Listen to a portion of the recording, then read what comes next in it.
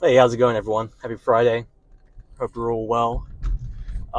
Just sort of a scenario that's pretty common. I was showing property yesterday, some of which were tenant occupied rental properties that were on the market to be sold. Um, and in my years of managing long term rentals, this was something that came up frequently.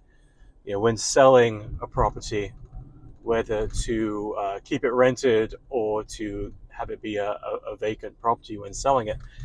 Now, there's obviously a couple different ways of looking at this, and I see both. On the investor side of things, on the owner side, it's very spreadsheet mathematical. You know, every bit of occupancy is extremely important when you're working out your return on investment. Each month the property is not occupied, that decreases your occupancy by what, like 8%, and that reduces your return on investment, and that's a no-no. So I completely get that. But another way on the realtor side of things, and honestly, it's for the owner as well.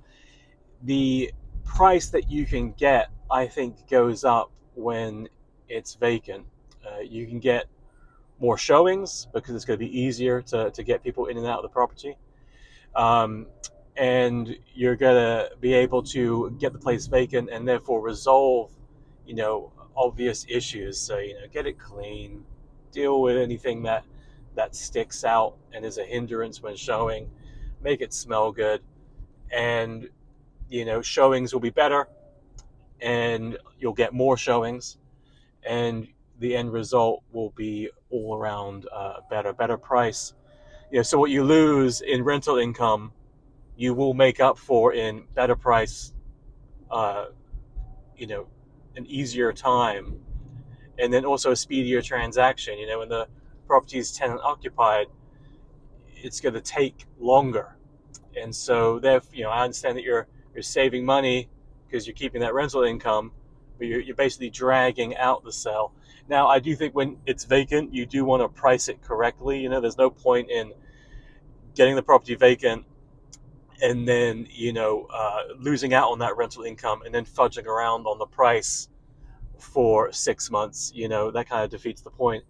I do think if it's going to be vacant, you want to do your research, make sure the realtor knows what they're talking about, and price the property correctly. But I do think you'll have an easier time. It will sell quicker.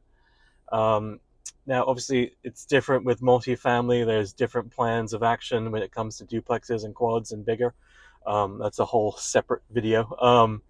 But when talking about single family in the more affordable range, my vote 9 times out of 10 is going to be getting it vacant. Now, there's also exceptions. I've sold property that's occupied before where the tenant is an absolute rock star and is helpful and is has decorated the place in such a way that helps the property get sold. So there's always exceptions to the rules, but uh, most of the time, I would say get it vacant. Let me know if you agree or disagree.